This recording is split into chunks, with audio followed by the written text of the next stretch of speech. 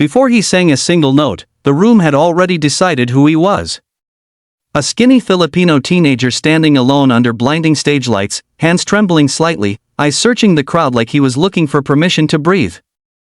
Judges leaned back in their chairs. The audience smiled politely. Somewhere at home, someone was probably already scrolling, ready to skip. But stay with this story until the very end, because what happened next didn't just surprise the judges, it made them forget the original.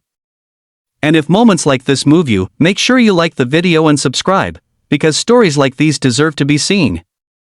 His name was Mateo Cruz, 19 years old, born in a coastal town where the ocean sang louder than opportunity. His father had worked as a fisherman, leaving before sunrise and returning with cracked hands and quiet eyes. Music was never part of the plan. But when Mateo was 8, an old radio washed up after a storm, still working, still whispering songs from another time. That was the first time he heard Elvis Presley. He didn't understand the words, but he felt the ache, the swagger, the lonely fire in the voice. From that day on, he sang to the waves, to empty streets, to himself, copying a sound from decades before, never imagining it would carry him across the world. Life wasn't kind or cruel, it was simply heavy. Mateo's father passed away when he was 14, and his mother took 2 jobs to keep food on the table. Singing became Mateo's escape and his burden. People laughed when he said he sang like Elvis. Friends told him, "You can't be better than the original." Teachers smiled but changed the subject. Even his mother worried that dreaming too loudly would only make the fall hurt more. Still, every night, Mateo practiced in front of a cracked mirror, not trying to imitate Elvis, but to understand him, to find where that pain lived and how it turned into power. When he auditioned for the biggest stage of his life, the judges asked the usual questions. Why this song? Why Elvis? One judge raised an eyebrow and said, "That's a dangerous choice." Another smiled and warned him that comparisons could be brutal. Mateo nodded. He already knew. He had lived with those comparisons his entire life. As the music began, there was a pause, a long, terrifying silence where doubt screamed louder than applause. And then he sang. It wasn't loud. It wasn't flashy. It was controlled, aching, honest. The first note didn't sound like an imitation, it sounded like a confession.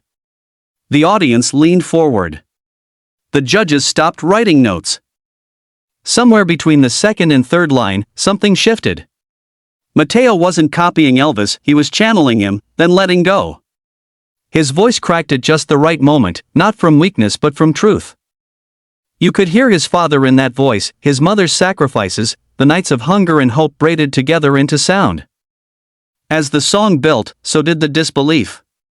One judge whispered, "That's impossible." Another shook their head slowly, as if their memory of the original was being rewritten in real time. By the final chorus, Mateo closed his eyes, and the room disappeared. There was no stage, no cameras, no legends to compete with, only a young man telling his story through a song the world thought it already knew. When the last note faded, there was silence again. Not awkward silence. Sacred silence. Then the crowd erupted. People were standing, crying, shouting his name. One judge admitted they had forgotten they were listening to an Elvis song at all. Another said, "For 3 minutes, there was only you." The toughest judge paused, swallowed, and confessed that this was the first time in years a performance had made them feel like they were hearing something for the first time. Mateo stood there, stunned, tears falling freely now, not from sadness but from relief. For once, the dream hadn't laughed back. Backstage, he called his mother. He couldn't speak at first. When he finally did, all he said was, "Ma, they listened."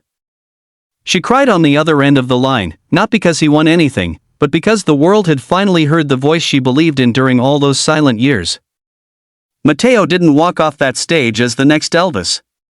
He walked off as something far more powerful, proof that honoring a legend doesn't mean living in their shadow. It means carrying their spirit forward in your own voice.